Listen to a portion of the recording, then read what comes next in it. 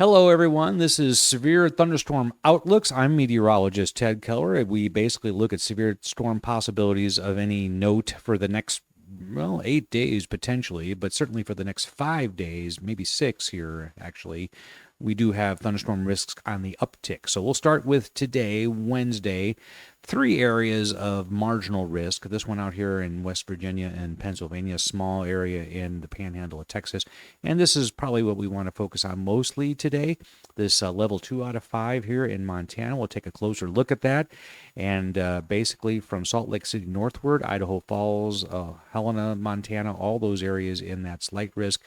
And this is mostly due to severe wind risk. And we'll take a look at how the SPC has outlined that, and it matches exactly. A lot of times the upgrade to the next level of general severe weather is due to one of the parameters: wind, tornado, hail, and in this case it's because of the wind. And I don't have all these conditional intensity parameters memorized, but I did want to show you that they are thinking that the wind risk is probabilistic. That's the yellow best chance. Matches pretty well where they think the intensity of the wind will be at its greatest. And I will flesh those out and get those graphs made here. I just have fallen behind a little bit. Wind season's coming up, like June over the summer, so I really need to get that done. Anyway, on NATOcast for today, again, Montana, Idaho, not really showing anything. And they do pattern matching with data too. So, is it possible that tornadoes occurred up there that were never reported because there's nobody up there? Sure. But they do kind of highlight this area here too, from right around Pittsburgh, southward, and then central New York State, only a 2% risk. But it is interesting is that this one is kind of the outlier when it comes to tornado risk, because it's a no-show on CSU and a no-show on the Storm Prediction Center. And the hail risk is a little bit in Pennsylvania, and for some reason a pocket there along the Oklahoma-Kansas border. But the wind risk is, again, noteworthy in Montana, and of course they extended that down to Idaho and parts of Utah. Now we'll turn the page to Thursday. Slight risk there in central Kansas. All these situations, so this is dry line, this is the warm front. So what kind of weather you get is kind of conditional. On the dry line, typically you might get a higher tornado threat. This you might if the thunderstorms can occur surface-based, so they have to be at or south of the front. And that's always the challenge here. I could say that probably this is mostly a hail and wind risk, whereas if there is a tornado risk that would show up at all, it would be either there or on the southern end of this one. Anyway, but that's how it stands today for Thursday. Tornado and no-show on the CSU, Colorado State University probabilities. Hail mostly showing up, wind a little pocket of it. These are not overly high intensity levels so far.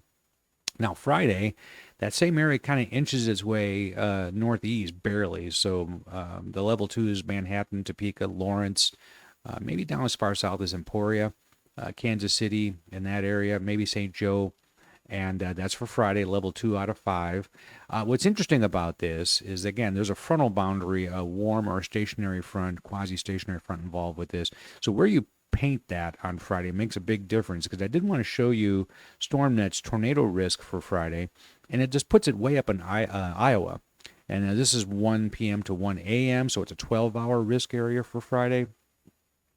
And that advances over evening and overnight a little bit into more of northeastern Iowa, parts of Illinois and Wisconsin. So I thought that was worthy of highlighting. And again, all this depends on how you place the warm front, because tornadoes are more likely if they're surface-based, and storms oftentimes north of a front are not. So we're just going to have to watch that very carefully.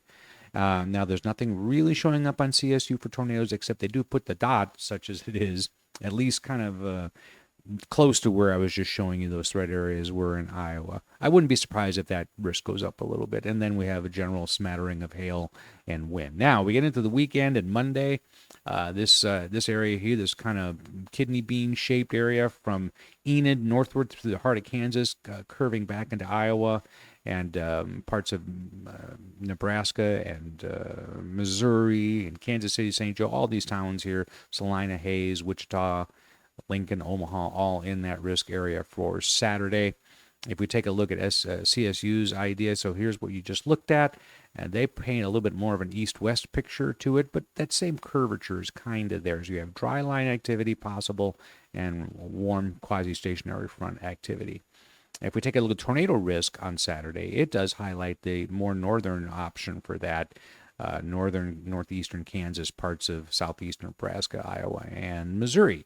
Then on Sunday, again, dry line, frontal boundary. So they're just painting a broad picture here. Now, the intensity level goes up on Sunday, mostly because the jet stream winds are increasing, and this is just allowing more time for more moisture, hence instability to build into that area. So the probabilistic severe weather on CSU is on an uptick here, going up to 30%.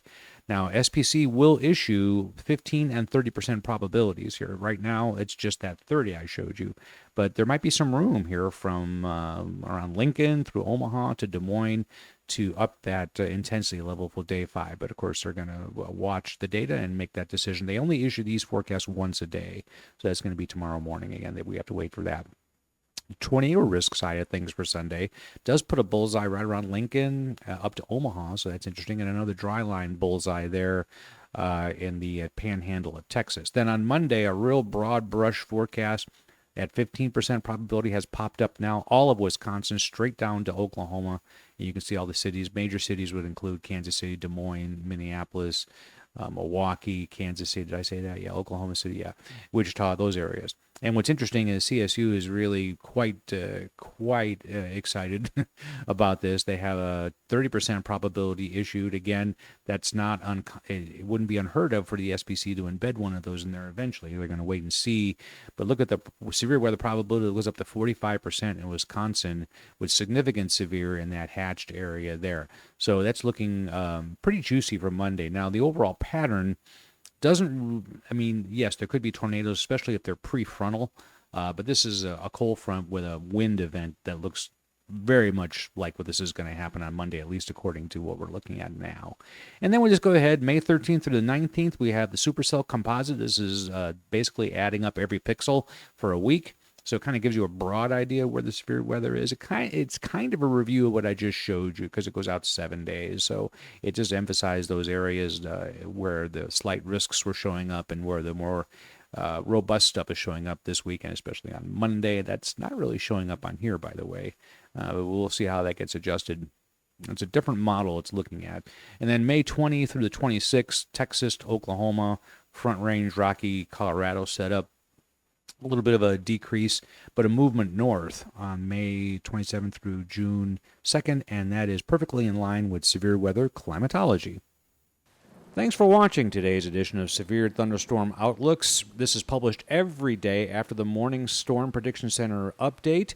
Also, remember to check that site off on day 1 because they update it fairly frequently. If you like this video, please like it. Also, you can subscribe to the channel for more content just like this.